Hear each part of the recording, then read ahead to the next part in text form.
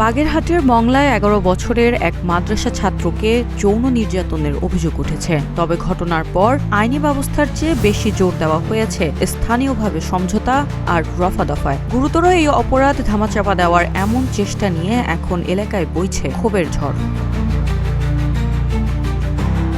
মংলার একটি মাদ্রাসার হেফজ বিভাগের এই ছাত্রের ওপর নেমে আসে পাশবিক নির্যাতন। অভিযোগ মাদ্রাসারই ৪র্থ শ্রেণীর এক কর্মচারীর ছেলের বিরুদ্ধে। গত ২০ মে এই ঘটনার পর শিশুটি অসুস্থ হয়ে পড়লে তাকে হাসপাতালে চিকিৎসা দেওয়া হয়। আমি গতকালকে মাদ্রাসায় গেছি, যাওয়ার পর আমার ছেলে আমার ডাইকে নিয়েছি, কিছু খাবারটা নিয়ে গেছি। ছেলে আসছে, আসার পরে আমার কাছে কান্দে দিয়ে বলতেছে, আব্বু আমার সাথে একজন এরকম খারাপ কাজ করছে। এখন আমি বললাম যে কে? বলছে যে এই জায়গায় এক হুজুর।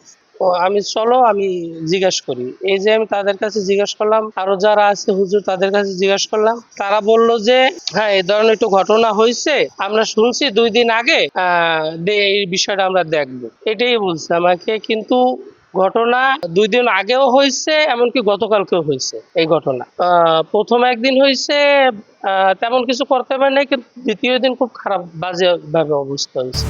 সুস্থ হওয়ার পর আইনি লড়াইয়ের সব প্রস্তুতি নিয়েছিল বলে জানিয়েছে পরিবার। কিন্তু অভিযোগ থানায় পৌঁছানোর আগেই দৃশ্যপটে হাজির হয় এক প্রভাবশালী মহল। শুরু হয় ঘটনা ধামাচাপার চেষ্টা। স্থানীয়দের অভিযোগ, ভুক্তভোগীর বাড়িতে বসেই মাদ্রাসার হেফজ বিভাগের শিক্ষকের মাধ্যমে চলে ৩ লাখ টাকায় রফাদফার প্রস্তাব।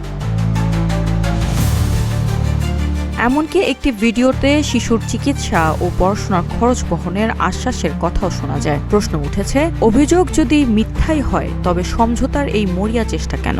আর অপরাধ যদি সত্য হয় তবে কেন অপরাধীকে আড়াল করতে এই বেআইনি সালিশ? এদিকে ঘটনার পর থেকে গা ঢাকা দিয়েছে অভিযুক্ত ব্যক্তি। ওনার বাবা ওনার ছেলেকে ফোন দিয়ে কোন কারণে আনছে, এনে ওই দিনে যখন বাচ্চারা ঘুমায় ওই বাচ্চাদের পাশে দিয়ে ওই ছেলেটাও ওই হুজুরও ঘুমাই, ওই শিক্ষক।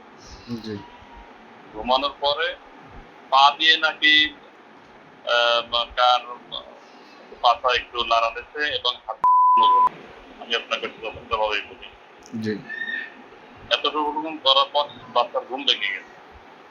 ঘুম ভেঙে গেলে ওই বাচ্চাটা আমার কাছেও বলছে, বললে আমি তাৎক্ষণিকভাবে ওরে ফোন দেই। একবার ফোন বাজবে, দ্বিতীয়বার আর ফোন বাজে না, বন্ধ করে রাখি। আর আমি ওকে খোঁজ দিয়েছিলাম যে ওকে আমি কোথায় পাই। আমি সভাপতির কথা জানাইছি, আমাদের সভাপতি আব্দুর রহমান, মংলা কবরস্থান মসজিদ।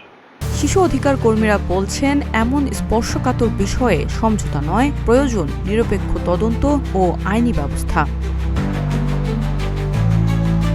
News desk, green TV digital.